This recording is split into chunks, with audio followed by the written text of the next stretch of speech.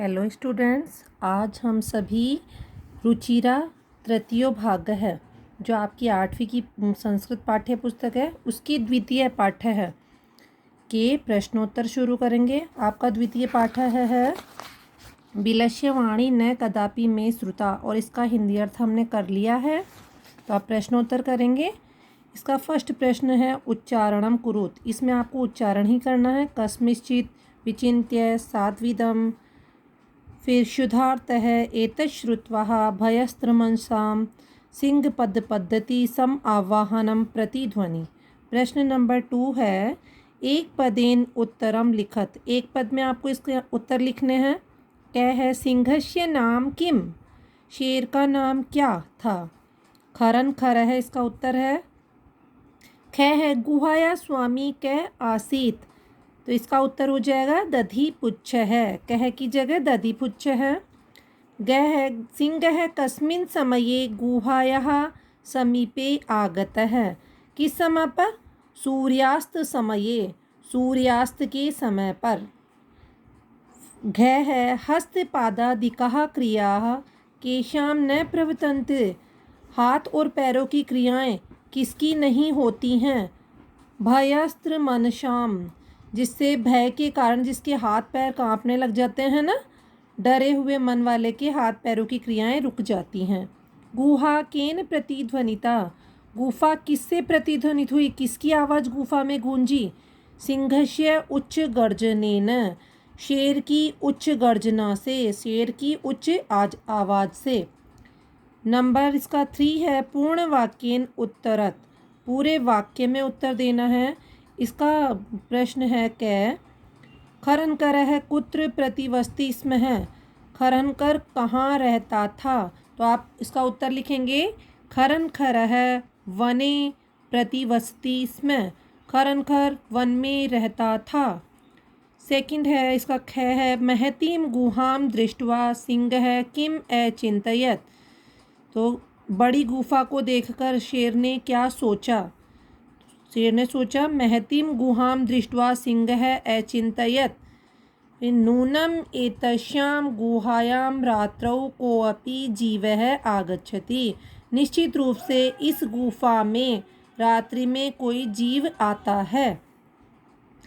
गै हो जाएगा सृगाल है किम अचिंतयत, सृगाल ने क्या सोचा, गीदड़ ने क्या सोचा, क्या विचार किया? उसने सोचा सृगाल है अचिंतयत अहो, अरे विनष्टोस्मि, मेरा विनाश आ गया है। किस कारण से उसने देखा अंदर सिंह, तो मेरा विनाश आ गया है। घ होगा इसका सृगाल है कुत्र अपलायित है, गीदड़ कहाँ से भाग गया और कहाँ भाग गया, तो सृगाल है दूरम पलायित, शेर दूर, गीदड़ दूर भाग गया। ड़ हो जाएगा गुहा समीपम आगत्य सृगाल है किम पश्यति, गुफा के पास आकर के गीदड़ क्या देखता है?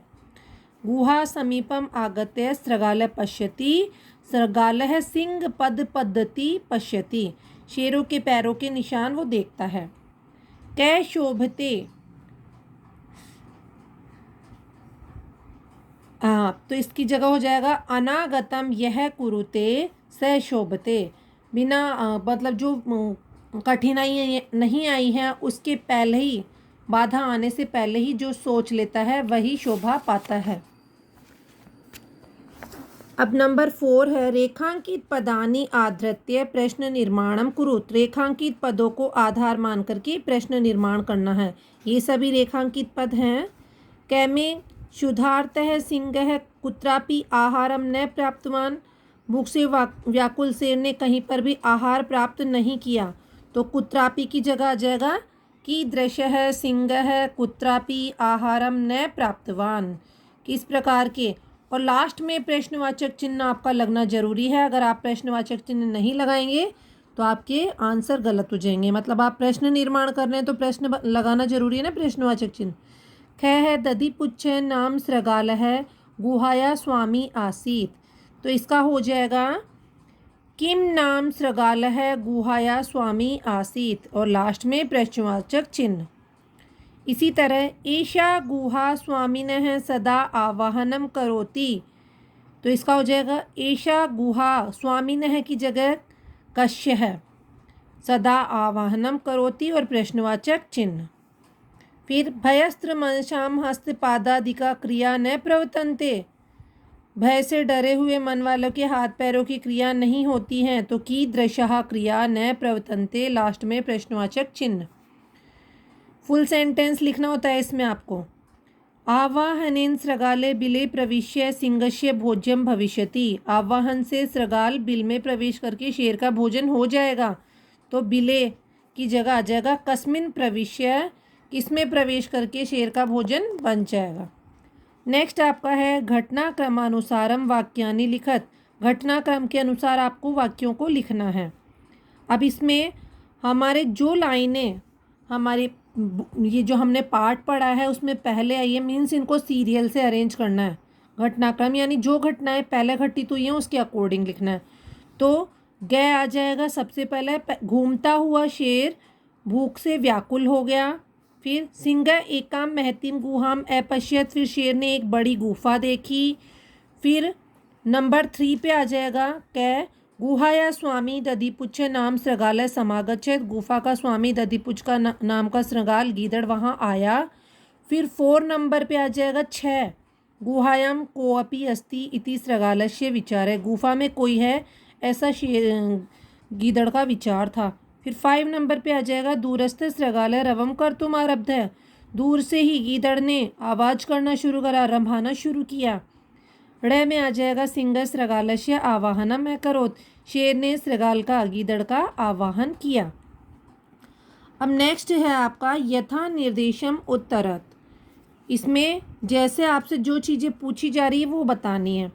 क्या है, एकाम महतीम गुहाम दृष्ट्वा स अचिंतयत, अस्मिन् वाक्ये कति विशेषण पदानि संख्यया स पदानि अपि लिखित, जो ये हमारी लाइन है इसमें कितने विशेषण पद हैं संख्या बताते हुए हमें वो पद भी बताने हैं।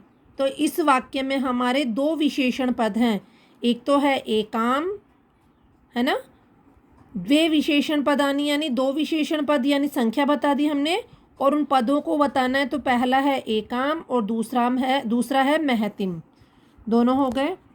फिर ख में है तद अहम अश्यम आवाहनम करोमि, अत्र अहम इति पदम कस्मै प्रयुक्तम, तो मैं उसका आवाहन करता हूँ। इसमें अहम पद किसके लिए प्रयुक्त हुआ है, सिंह के लिए।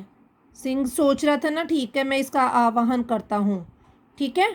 तो अहम यानी ये बात शेर सोच रहा था, तो सिंहाय गए है। यदि त्वं माम न आवायशीत अस्मिन् वाक्ये कर्तृपदम किम, यदि तुम मुझे नहीं बुला रहे हो, इस वाक्य में कर्ता कौन है, तो इस वाक्य में त्वम है। त्वम किसने, कौन बोल रहा था, बाहर से गीदड़ बोल रहा था ना, लेकिन इसमें त्वम है सेंटेंस में, तो हम त्वम लिख देंगे।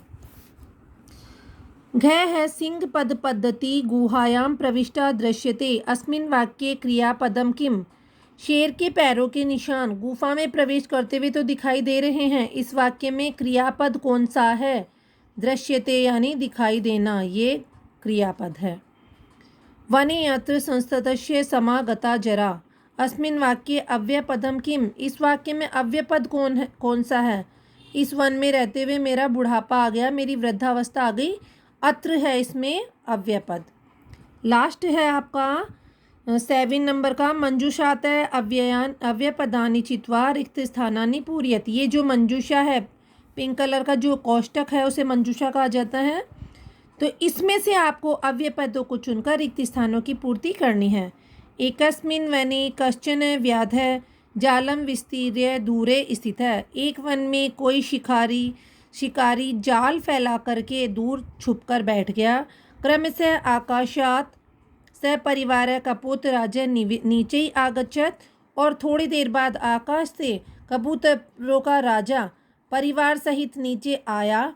यदा कपोतः तंडुलान अपश्यन् तदा तेषाम लोभ हो जाता है, जब कबूतरों ने चावलों को देखा तो उनको लालच आ गया। परम राजा सहमत नासीत, पर राजा उस पर सहमत नहीं थे। तस्य युक्ति आसीत, उनका मानना था कि यदि वने कोऽपि मनुष्य नास्ति, यदि वन में कोई मनुष्य ही नहीं है, कुतर तंडुलानाम संभव है, तो वहाँ चावल के दाने कहाँ से आ सकते हैं? परम राज्ञ उपदेशम अस्वीकृत्य कपोतः तंडुलान खादितुम प्रवृत्ता जाले च निपतिता। लेकिन राजा के उपदेश को अस्वीकार करके सभी कबूतर चावल खाने के लिए नीचे आए और जाल में फंस गए। अतः उक्तम सहसा विदधित न क्रियाम, इसीलिए कहा गया है बिना सोचे समझे अचानक कोई भी कार्य नहीं करना चाहिए। ये आपके पाठ 2 के प्रश्नोत्तर कंप्लीट हो गए हैं। इन्हें देख लें और इसे फिर अगर आपको ये पसंद आए तो बेटा इसे लाइक और सब्सक्राइब भी कर